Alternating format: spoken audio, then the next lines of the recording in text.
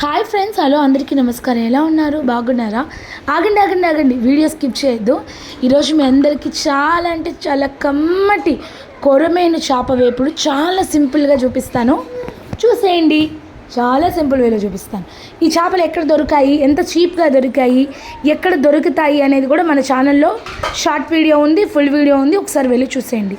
నేనైతే నరసింహస్వామి కొండకి వెళ్ళే రూటు, జొన్నవాడికి వెళ్ళే రూట్లో బ్రాందీ షాప్ పక్కన ఉంటుందంట ఈ షాప్. నేను అక్కడే తీసుకున్నాను కొరమేను. నాకు కేజీ 350 పడింది అనమాట. ఒకసారి వెళ్ళి చూడండి.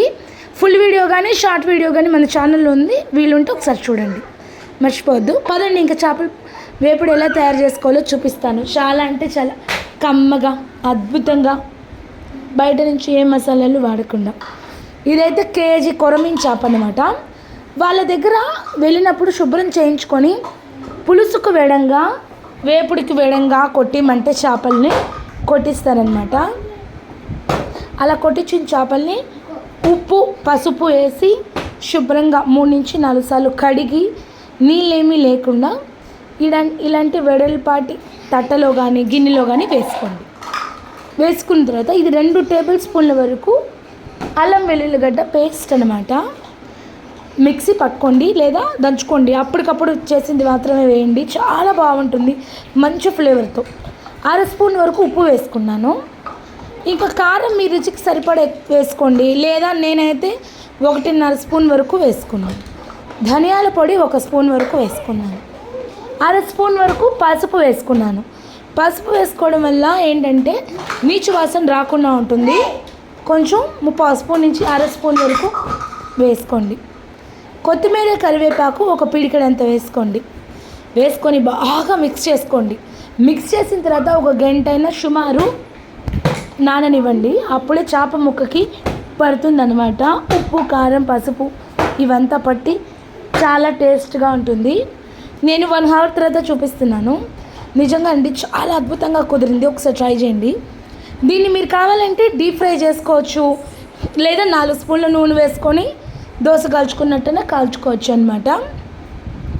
నేనైతే దోశ కాల్చుకున్నట్టు కాల్చుకుందామని కొంచెం నూనె వేసి పెట్టుకున్నాను. 1 అవర్ నానబెట్టాను. 1 అవర్ తర్వాత ఈ విధంగా అయ్యాయి. ఇంకొకసారి కలుపుకొని జాగ్రత్తగా కలుపుకోండి ఫ్రెండ్స్. అయినా దీంట్లో ముళ్ళు ఉండవు, పిల్లలకి కూడా పెట్టవచ్చు హ్యాపీగా. ఒకటే ముళ్ళంట. నాన్ స్టిక్ కడాయి వాడుతున్నాను నేను, ఎందుకంటే ఈ చేపలు అంటుకోకుండా వస్తాయి, తక్కువ నూనెలో అయిపోతుందని. మిగతావి ఇంకేమైనా వాడాలంటే ప్రస్తుతానికి ముందు దీంట్లో చేసేద్దాం. నాన్ స్టిక్ కడాయి పొయ్యి మీద పట్టేసి 4 స్పూన్ల వరకు నూనె వేసుకొని, నూనె ఒక్కరంతా కాగాక చేపలు ఎన్ని అయితే సరిపోతాయో అన్ని చేపలు చక్కగా నాన్ స్టిక్ కడాయి అంతా పేరు చేసుకొని మీడియం ఫ్లేమ్ కన్నా తక్కువ ఫ్లేమ్లో సుమారు 15 నిమిషాలు వదిలేసేయండి. అప్పుడు చేప బాగా ఎర్రగా వేగి చాలా కమ్మటి రుచితో తయారవుతుంది. 15 నిమిషాల తర్వాత చూపిస్తాను ఎంత బాగుందో, మీరే చూడండి. ఈ చేప ఫ్రై మనము సైడ్ డిష్గా తినొచ్చు, లేదా సాయంత్రం స్నాక్స్లా కూడా తినొచ్చు, చాలా బాగుంటుంది. నూనె కూడా ఎక్కువ లేదు కదండి, చాలా టేస్టీగా కూడా ఉంటుంది. ఇదిగోండి బాగా కాగింది. 15 నిమిషాల తర్వాత ఇంకోవైపు కూడా తిప్పుకొని ఇంకొక 15 నిమిషాలు బాగా వేయించుకుందాం. నిజం ఫ్రెండ్స్, ఒక్కసారి ట్రై చేయండి. అబ్బా చాలా సూపర్గా ఉంటుంది. చేపలో చాలా మంచి ఒంటికి ఉపయోగపడే ఎన్నో ప్రోటీన్స్ ఉన్నాయి. ఒకసారి ట్రై చేయండి. మొత్తం 30 నిమిషాలు పట్టిందనమాట నాకు ఈ చేపలు వేగడానికి. 30 నిమిషాల తర్వాత చాలా అద్భుతంగా తయారయ్యాయి. నచ్చిందా? నచ్చితే సబ్స్క్రైబ్ చేసుకొని సపోర్ట్ చేయండి అబ్బా, ఖచ్చితంగా. చాలామంది చూసి వెళ్ళిపోతున్నారు కానీ లైక్ కొట్టట్లేదు. నచ్చితే ఖచ్చితంగా లైక్ కొట్టి సబ్స్క్రైబ్ చేసుకోండి. అది కాక ఇది లైవ్ ఫిష్లో కొన్నాను కదా, పట్టుకుండే చేపలు చాలా టేస్టీగా ఉంటాయి. చూడండి ఎంత బాగున్నాయో. మీకు నచ్చితే ఖచ్చితంగా సబ్స్క్రైబ్ చేసుకొని సపోర్ట్ చేయండి. మీకు ఏ రెసిపీ కావాలో చెప్తే నేను చాలా సింపుల్గా, కేవలం ఏ మసాలాలు వాడకుండా ఇంట్లో ఉన్న పదార్థాలతోనే సింపుల్ వేలో చూపిస్తాను. కానీ ఈ వీడియోకి ఖచ్చితంగా ఒక లైక్ కొట్టండి అబ్బా, అట్లాగే సబ్స్క్రైబ్ ఖచ్చితంగా చేసుకోండి. Bye friends.